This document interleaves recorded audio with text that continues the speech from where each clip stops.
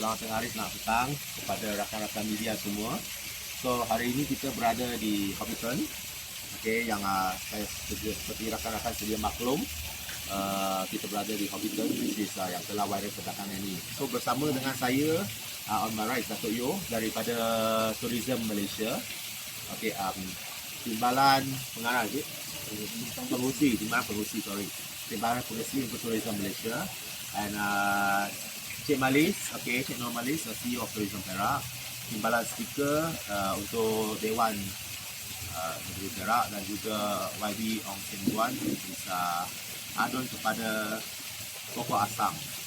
Okey, kenapa adun pokok asam ada hari ini? So seperti apa yang mungkin anda dah tahu, hari ini kita bertuah kerana kita dapat peluang untuk mendapat perhatian Tourism Malaysia untuk berada di negeri Perak untuk melihat dan memantau keadaan di negeri Perak sempena tahun melawat Perak dan juga melihat kepada produk-produk baru yang kami ada sempena tahun melawat Perak dan juga untuk perkembangan selanjutnya iaitu tahun melawat Malaysia 2026. Okey, jadi seperti yang rakan-rakan maklum, untuk tahun ini kita mempunyai beberapa produk baru yang agak besar. So, seperti rakan-rakan tahu, pagi tadi kita berada di Taiping. Okay, di Taiping di mana kita telah melawat Zoo Taiping. Okay, dan juga kita juga telah pergi ke apa yang kita kata panggil Antung Kopi. Kopi Antung atau Antung Kopi? Lebih kurang lah. Antung Kopi lah kan?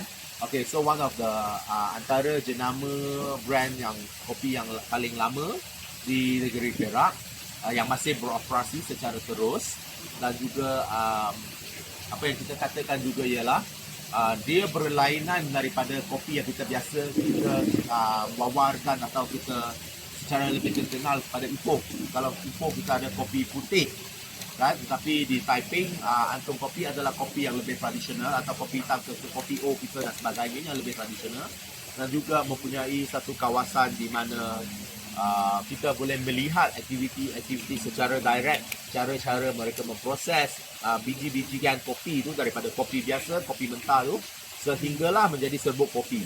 Okey, dan di sana juga mempunyai kita katakan satu tapak bersejarah di mana kita mempunyai negarawan Cina, okey, juga Dr. San yang juga telah pernah berada di Taiping pada suatu masa dahulu.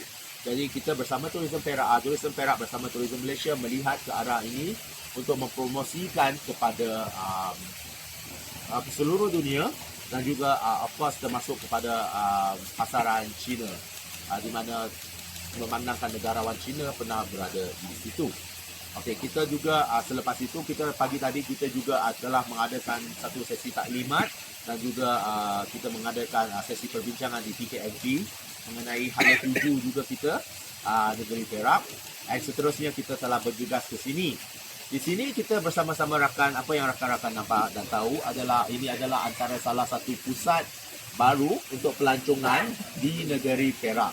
Jadi Hobbiton ni sebenarnya berada di kedudukan tengah-tengah. Kalau kita lihat di kedudukan tengah-tengah antara kita nak kata base camp atau di permulaan jalan kita di Simpang Pulai, di Simpang tu, dengan kita sampai ke masuk ke kawasan yang kita katakan di persimpangan untuk di Cameron Highlands tu, okey, persimpangan selepas kita masuk ke dalam Pahang. Okey, saja ini merupakan kawasan dalam negeri Perak dan juga adalah usaha. Hobbiton ni sebenarnya terletak dalam kawasan tanah SADC yang dalam lebih kurang 300 ekar yang digunakan untuk penanaman pertanian lah. Cumanya dalam itu kita Hobbiton telah mengeluarkan atau mengasingkan lebih kurang 7 ekar kalau saya tak silap juga untuk seperti yang kita tahu rakan-rakan untuk agro pelancongan di mana mereka boleh memaparkan atau menunjukkan teknologi-teknologi pelancongan, of course bertemakan alam sekitar dan sebagainya kepada rakan-rakan pelancong. Ini juga sejajar dengan pergerakan kita untuk tak ada perkataan mengkonekkan je, menghubungkan antara Pahang dengan Perak. Seperti yang rakan-rakan tahu, kita baru-baru ini di ITB Berlin, di mana Pahang dengan Perak telah menandatangani satu MOU, di mana kita ingin lebih merapatkan lagi pelancongan untuk antara Pahang dengan negeri Perak.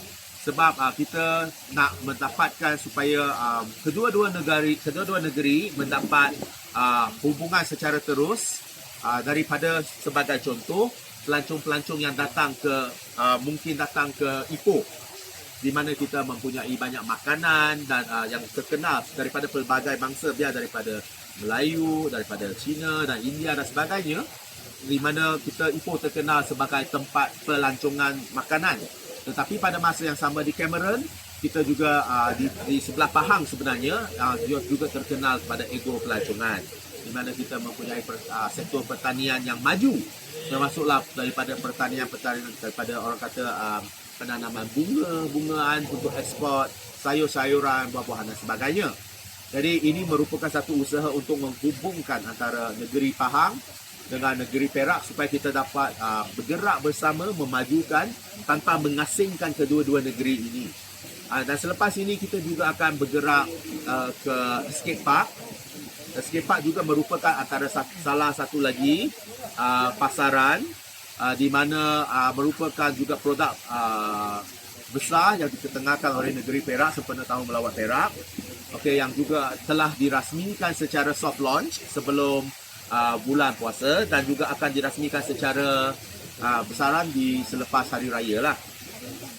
Tapi hari ini memang dah mula dibukanya. Okey, tapi akan perasmian secara besar-besaran belum lagi. Hari ini dah mula pembukaannya.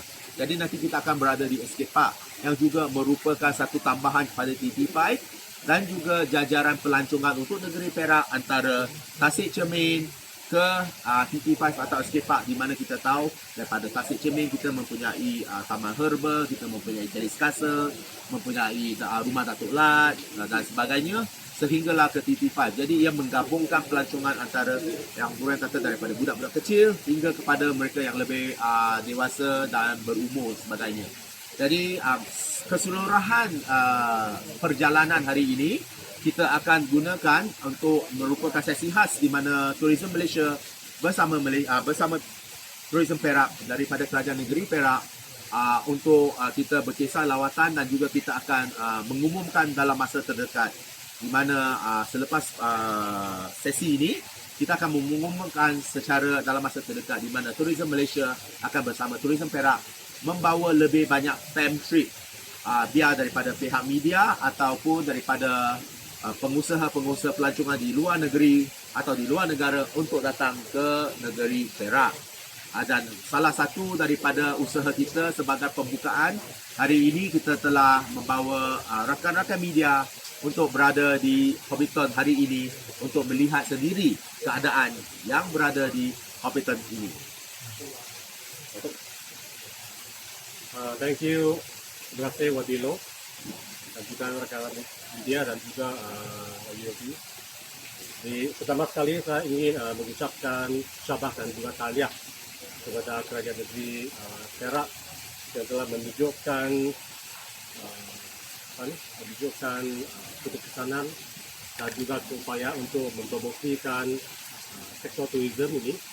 Seperti yang kita maklum, tahun ini adalah tahun melawat Perak 2024 dan juga tahun melawat Malaysia yang akan diadakan pada tahun 2026. Jadi pada hari ini, lawatan ke Perak ini, kita memang bersyukur dapat melihat banyak produk-produk yang wujudnya di negeri Perak. Khususnya kita nampak banyak produk-produk baru yang telah diwujudkan. Itu adalah selaras dengan visi dan misi Menteri Pelancongan Datuk Seri Teo yang ingin membangunkan lagi banyak produk baru untuk asal untuk menyambut tahun melawat Malaysia 2026 ni. Untuk makluman semua, tahun 2024 ini we have 27.3 million target. Kita ada target untuk mendapatkan 27.3 million pelancong datang ke Malaysia. Saya mempunyai keyakinan bahawa dengan kerjasama semua negeri ini, kita dapat mencapai target ini. Dan daripada keadaan di Perak ini, kita ada bersyukurlah kita boleh nampak kita mempunyai seorang ahli expo yang begitu dinamik dan begitu proaktif untuk membangunkan sektor pelancongan ini. Dan di sini saya ingin menyatakan bahawa bagi setiap negeri kita bukan dah kompetitif, kita bukan dah bersaing antara sama satu lain. Kita boleh complement each other. This is the most important. Untuk Perak ini seperti yang dimaklum oleh Wadi tadi, dengan Pahang ini kita boleh berkongsi natural resources untuk membangunkan ekoturism. Dan untuk Perak ini, dia juga berdekat dengan Penang. Penang ini memang terkenal sebagai satu destinasi pelancongan. Dan Penang ini ada airport lah, Penang International Airport. Dan banyak dapat sekali masuk ke Penang. Dan adalah satu strategi yang bagus untuk kita divert untuk pelancong antarabangsa yang pergi ke Penang ini untuk melanjutkan masa tinggalnya datang ke Perak ini. Dulu datang Perak, kau pergi Taiping pun tak lebih kurang 1 jam, datang Ipoh pun lebih kurang 1 jam lagi. 1 jam lebih. Ini ada satu komen untuk kalau kamu pergi ke negara-negara lain pun sama juga. For example, you go to China, you go to Shanghai, definitely you go to Nanjing, go to Wuxi. Untuk city-city bandar-bandar yang selalu itu. Jadi kita pun patut mengaplikasikan konsep ini, mewujudkan satu jajaran pelancongan, yaitu pelancongan tourism corridor antara negeri-negeri lain di utara ini. Ada satu konsep lah untuk kita sharing the resources. Jadi saya telah menyuruh semua negeri dapat kita menjalinkan lebih banyak lagi kerjasama antara negeri untuk share the pelancongan, share the story juga. Jadi adalah satu, tapi ini bukan hanya untuk usaha kerajaan negeri. Kita pun patut inisiatif daripada private sector juga. Jadi kita pun haraplah ejen-ejen di setiap negeri pun dapat bekerjasama, berkongsi informasi, berkongsi resources untuk bawa pelancong ke negeri-negeri yang lain juga. Dan untuk tourism Malaysia kita akan terus memantau ini dan kita juga akan menyalurkan segala bantuan, whether physical or whether the finance, we will do our best untuk membantu setiap negeri. Kita memang mahu pembangunan yang seimbang di setiap negeri. Memang tetap dinafikan bahawa sekarang ini pelancong lebih tumpu di Kuala Lumpur, di Penang, di Sabah, Melaka, mungkin Johor. Perak di antara Kuala Lumpur dengan Penang ini, jadi kita nak cari satu strategi macam mana untuk divert the tourist from Kuala Lumpur dan juga Penang itu datang ke Perak ini. Jadi ini kita perlu kerjasama setiap negeri dan juga usaha dapat setiap agensi termasuk kerajaan pusat juga.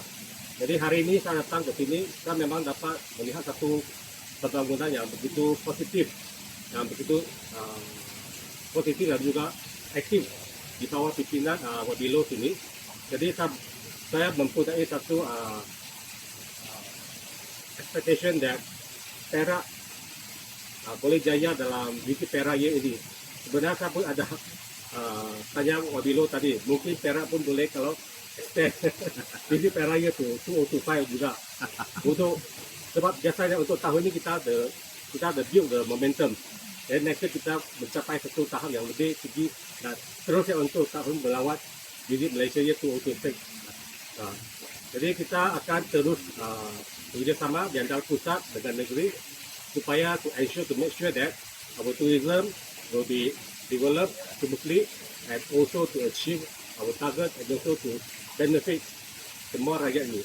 Sebab the ultimate benefit of tourism adalah untuk rakyat. Setiap lapisan akan dapat mencari makan. ini adalah satu the policy and also the ultimate achievement for the tourism.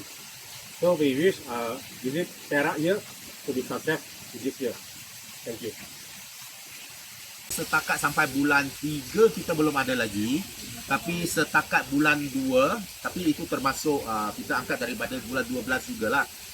Bulan 3 bulan, which is December, January and February.